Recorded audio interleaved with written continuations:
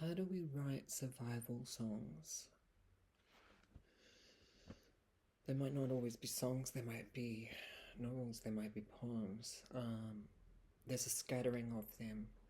Someone that I have as a colleague referenced one very recently, and apparently, because it goes into a lot of detail, it was banned and considered to be too graphic. Of course, there are different ways of writing about CSA, and sometimes it appears tangentially. I mean, we can think about it in a lot of African American women's literature. Toni Morrison, Alice Walker come to mind, but not only, obviously also Sapphire's Push, which is quite devastating. But when it turns out that it was CSA experienced by someone assigned male at birth, whether a boy or someone who's a trans woman, you don't really find a huge amount.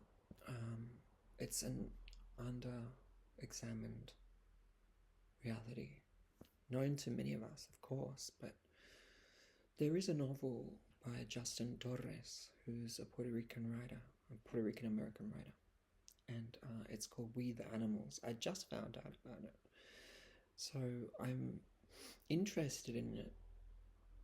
I don't know if I'm particularly interested in writing prose or poetry about this. I feel like I've already done a lot of that, but I'm interested in elevating the work of writers who've been brave enough to do so.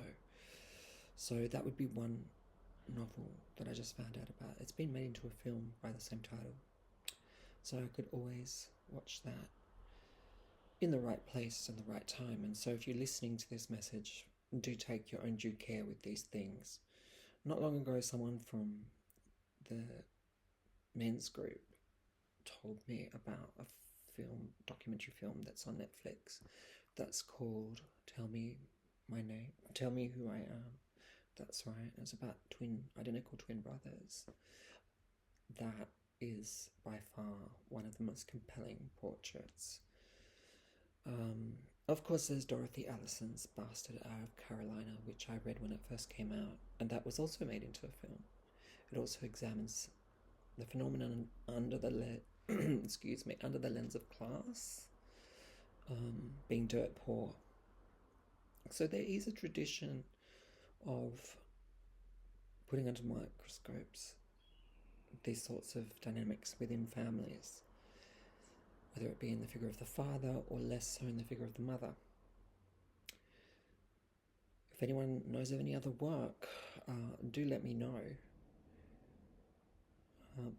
Quite a few of my poems in Stone Bitter Stories trace these things out. But also in the novella Missing Persons, which may get renamed Chiaroscuro, by the way. Claro Oscuro, between light and dark. I'm not sure, we'll see what happens.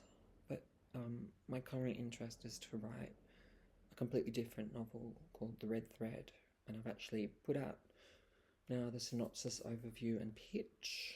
I won't go into too much detail here, but it's about loving, losing, and rethreading.